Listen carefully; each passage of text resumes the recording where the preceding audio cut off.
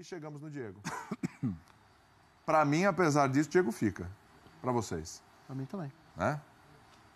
Você vai pôr asterisco no Diego? Eu colocaria asterisco. Colocaria, mas o asterisco do Diego é o seguinte: fica aqui, vamos sentar, conversar. Ó, do jeito que foi, não dá.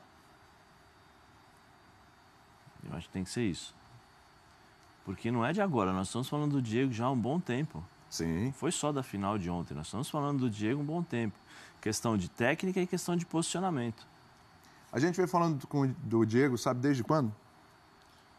Ele estava bem, ele se machuca, ele volta. Aí teve um período da volta dele que a gente falou, o jogador está voltando, calma, vai se readequar e tal. Não conseguiu. A partir deu um mesinho a partir daquele retorno dele e a gente já começou a perceber a queda de rendimento. O torcedor espera do Diego o que o Luan fez no Grêmio. Uhum. Ou até o que o Diego fez quando chegou. O torcedor espera isso O torcedor hoje vê o Diego jogando, vê o Diego pegando a bola do lado esquerdo, do lado do Trauco, e tentando fazer uma diagonal. O torcedor vê o Diego pegando a bola no meio campo e é aquele espaço lá na frente. O torcedor do Flamengo espera do Diego jogadas criativas, Sim. assistência, Sim. chegada na área para finalizar. O que, por exemplo, o Everton Ribeiro fez com o Viseu naquele segundo gol lá contra o Fluminense. Você espera isso do Diego, né? Um passo como aquele, deixar o companheiro na cara do gol. Eu espero algo diferente do Diego. Um elemento surpresa. Correr, toca a bola, corre, se movimenta. Não é o que o torcedor do Flamengo espera do Diego. Sim. Mesmo o outro faz, né? Mesmo o que o Rueda falou depois do jogo contra o Vitória. Não, foi até a morte, foi legal, tal. Até aí ninguém questiona, legal. Tudo bem. A falta nós nunca poderíamos falar do Diego assim, não correu, não lutou, não batalhou, porque em todos os jogos ele correu, se dedicou. Mas não é isso que o torcedor do Flamengo espera do Diego. Sim. Ele espera essas coisas. Além disso, né, quer dizer, além de tudo isso, um cara de criação. Sim. A mística da camisa 10 do Flamengo é essa. Sim. Eu imagino que o Everton Ribeiro segue, mas eu quero aproveitar o que o Zé Elias falou do asterisco, porque é interessante. Ele vai ganhar um asterisco também? Para mim, os dois ganham. O Diego e o Everton Ribeiro. Segue, evidentemente, mas com asterisco também. Assim, mas se alguém chegar, tô querendo o Everton Ribeiro, tô querendo o Diego, vamos negociar, eu sento para negociar. É mesmo? Sim. Não faço isso com o Paquetá. Não tem negócio. Aqui no Brasil não tem negócio. Não, mas é porque eu tenho tal e tal, 3 por 1. Não tem negócio. Hoje, se for para conversar sobre Everton Ribeiro e Diego, vamos conversar. Você conversaria também, Rafa? Acho que sim, até se a gente olhar para esse número de opções no meio campo, o salto que o Paquetá termina o ano dando também, depende de proposta. Não seria a minha primeira ideia abrir mão de um dos dois. É que realmente é algo que a gente não esperava, né? Você tem 2 jogos de final, né? 2 finais contra o Independente. Na primeira final, você saca o Diego. Na segunda final, você entra sem o Everton Ribeiro.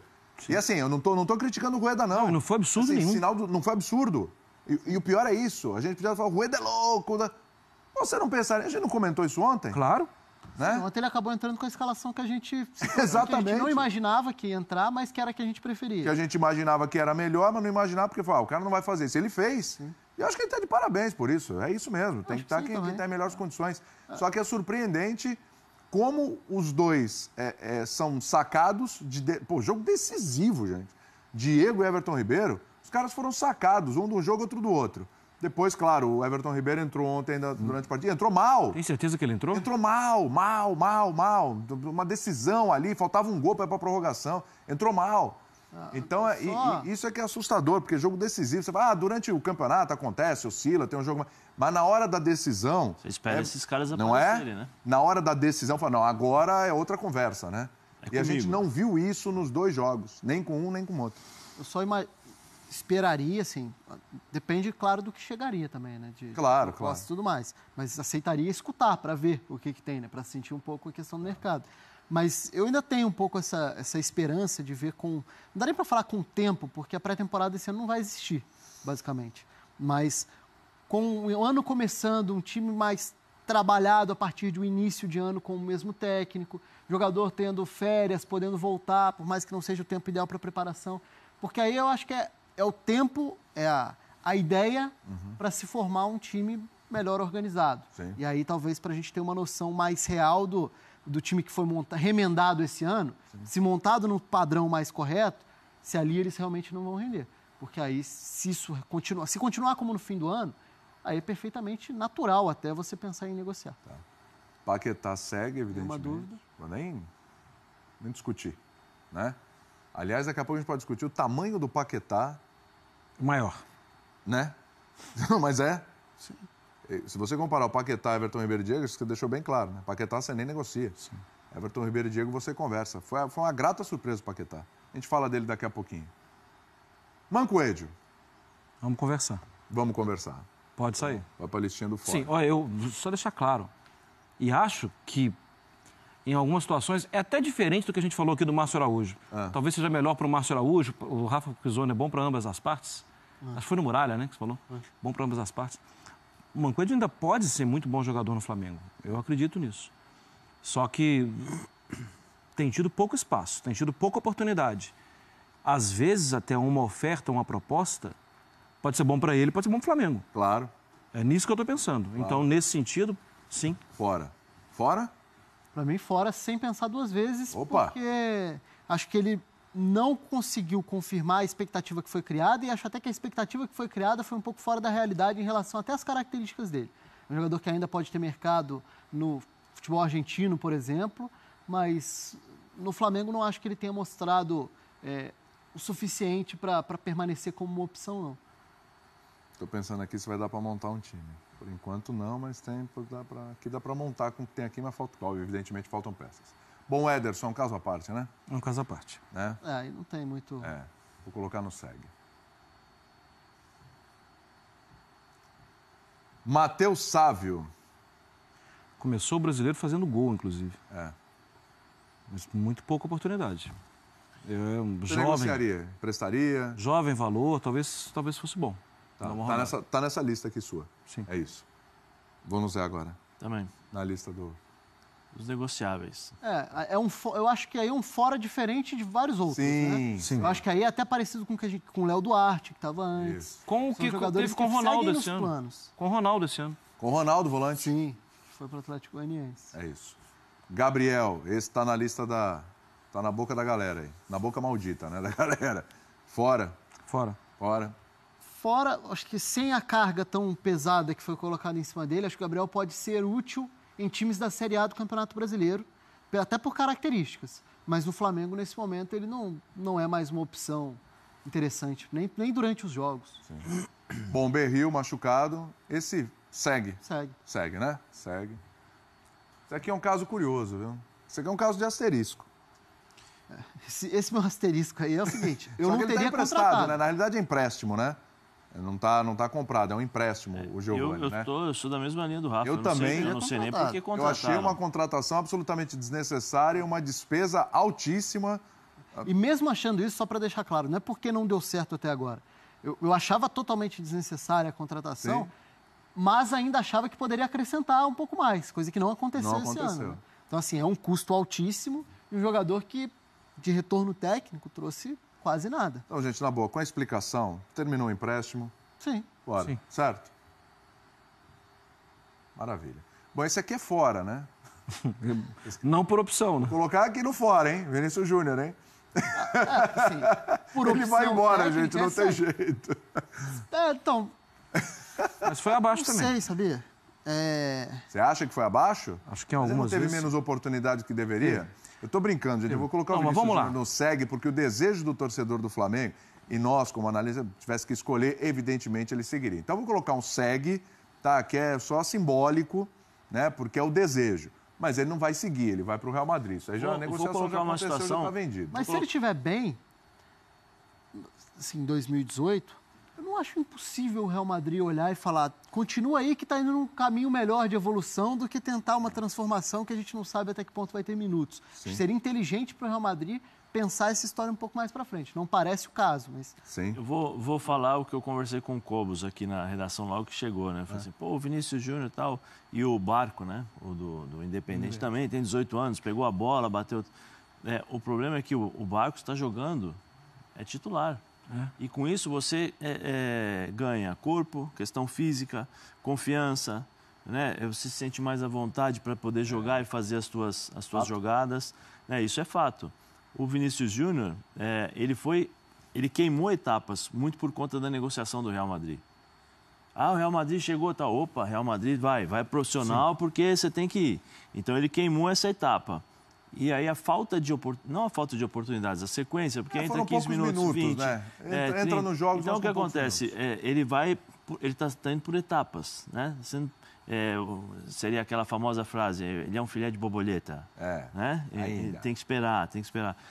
Mas vai chegar um momento em que vão ter que colocá-lo desde o começo, para dar justamente para ele ganhar esse corpo, esse amadurecimento, para ele poder entender e ter a tranquilidade para poder, a confiança, né, necessária para poder jogar o que ele jogava na base. Carioca pode ajudar nisso, em que pese a fragilidade da competição? Muito, mas pelo menos muito. Não é que joga, né? A questão para mim, William, assim, ele entra com o holofote de tem que resolver.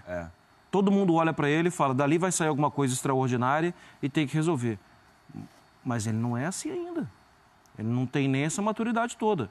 E até se você parar para pensar, Paquetá entrou e acabou. Ele resolveu várias vezes. O Vinícius Júnior, ele mudou o jogo. Várias vezes ele mudou o jogo.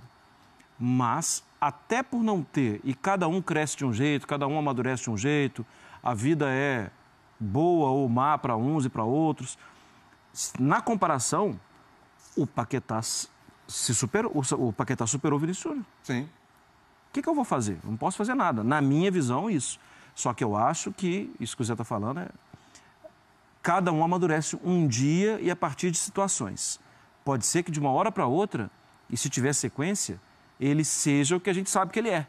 Mas ele não conseguiu ser ainda. Sim. O que eu acho normal também. Sem dúvida. Eu acho que, na verdade, é o seguinte, todos aí são...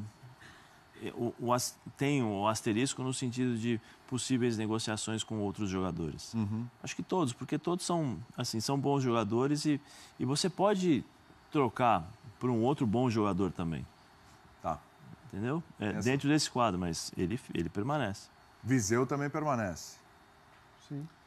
Mas aqui tem uma questão importante com os dois. Antes de falar dos dois, então, Lincoln permanece, que eu falei que tinha um nome que não estava aqui, é o Lincoln. Entrou ontem, inclusive. Permanece? Permanece. Segue? Sim, acho que vai ser outro caso que vai ser importante para o campeonato estadual. Muito bem. Tá. Lincoln, então. Permanece. Pronto. Lincoln, tá lá. Então, vamos lá. Felipe, Viseu e Guerreiro. O Guerreiro, para estar aqui, né? Da suspensão de 1 ano. E termina o contrato. Tudo para o Guerreiro estar aqui. O Viseu, tudo para estar aqui. Mas a questão Viseu é um pouquinho mais ampla. O Viseu vai para cá para ser titular ou o Viseu vai para cá para ser reserva, porque o Flamengo vai ter que contratar um titular para tocar o comando de ataque da equipe? Ou ainda, vai esperar a decisão? Tem uma série de fatores aqui envolvendo os dois nomes. De qualquer forma, pelo menos na minha visão, o Viseu fica. Sim, de qualquer forma, o projeto em 2018... Aliás, não vamos nem discutir isso aqui, o Viseu vai ficar. E de qualquer forma, o projeto Viseu, o 2018, com o Viseu como uma alternativa, não como o titular ideal do time.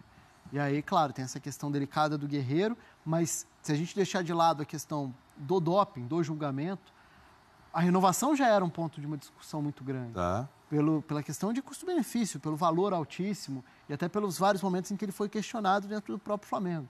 Então, eu acho que seria fundamental para o Flamengo ir ao mercado em busca de um 9 para chegar com status de titular. Tá. E aí, o que fazer com o Guerreiro tem os dois lados, né? Tem um da suspensão e o outro do fim de contrato. Então, acho que de uma forma ou de outra, eu acho que ele se encaminharia para fora. Tá. Zé. Fora, né? Independente da situação. O teu pensamento do Viseu é o mesmo, né? O 9, ele... Mesmo. Tá. Eu acho Guerreiro fora. É um custo-benefício muito caro. Tá. Muito caro. Embora já tenha dado unanimidade aqui, né? Mas eu quero te ouvir. Vamos lá. Um parênteses gigante para essa situação dele. Até para uma questão trabalhista, tudo. O Flamengo tem que tomar muito cuidado com isso e o Flamengo é experiente para isso. Agora, se vai pensar, daqui a algum tempo, acho que o Guerreiro pode ficar fora, sim. Tá. No final do contrato, algo assim, ou dependendo do andamento que vai ter essa conversa que a direção tem que ter com ele. Mas eu também não vejo o Viseu como titular. Perfeito. Acho que ele fica no elenco, mas vai ter que trazer alguém. Tá. Então, estou colocando o Guerreiro fora. Se a gente olhar bem aqui, claro que ainda faltam algumas peças, mas o pessoal fora aqui... Esse time aqui, ó, de novo, tinha que ter alguns encaixes aqui, evidentemente. Mas você pensa, vamos supor que fossem todos para o mesmo time, certo? Criou-se um time. Renegados Futebol Clube, tá? Você tem o Muralha, o Vaz, o Pará, o Márcio Araújo, o Rômulo, o Mancoede, o Matheus Sávio, o Gabriel, o Giovani e o Guerreiro. De novo. Claro que tinha que encaixar algumas peças aqui. Tem um titular aí, né? Oi? Tem um titular aí. Né? Tem um titular. Não, tem o Pará, tem 2. É o Pará lá embaixo. Esse time aqui, para vocês, um bom treinador, daria liga no Campeonato Brasileiro? Ia passar apuro no Campeonato Brasileiro? Ia brigar para não cair? Acho que ia ter dificuldade. É difícil. É. Exercício mas também. assim, a gente não sabe nem quem que é o reserva, não sabe quem que é o time, a história do time. A pressão aqui em cima, o nível de exigência, que eu acho que é uma coisa importante. Eu acho que assim, concordo com quase todos aí dessa lista, né? Alguns a gente discordou e tudo mais, mas assim, olhando para a lista como um todo, eu ainda acho que dessa lista dá para sair reforço bom de Série A. Tá. Depende para o tipo de ambição que você tem em cada clube, para o estilo de jogo, para a pressão em cima. Tem muitos fatores. É aquela velha história do jogador que só joga bem no outro time, ou então a coisa do não presta quando está aqui, foi só sair que está jogando muito. Isso acontece o tempo todo, porque a gente está falando de uma peça num ambiente muito complexo, assim. Então, é difícil sempre individualizar a questão no futebol, como a gente tem o hábito de fazer, e esse caso é um exemplo disso. Mas acho que dessa lista podem sair bons reforços de Série A, não todos para o mesmo time, porque seria até improvável, mas pontualmente. É que o valor, por exemplo, Giovani custa caro, Guerreiro custa caro demais. Tem uma questão de custo-benefício de cada um. Uma questão de custo-benefício. Mas olhando o que poderiam render, eu levaria para o meu time o Rômulo, daria oportunidade para o Mancoede no meu time. Giovani tinha que ganhar umas 5 vezes menos do que ganha e o Guerreiro tinha que ganhar metade do que ele ganha. Aí a gente podia conversar. Se o Guerreiro ganhasse metade do que ele ganha, ele ficaria no Flamengo. Não é? É isso. Meu time tem que ganhar metade. Corta metade disso aí. E aqui corta 5 vezes o que ele ganha. O Guerreiro tem quantos anos? 34. 34 anos. Vai fazer 34, 34 né? Ou vai fazer 35, mas é isso. O custo-benefício dele é muito caro para o futebol brasileiro. É isso aí. É isso aí.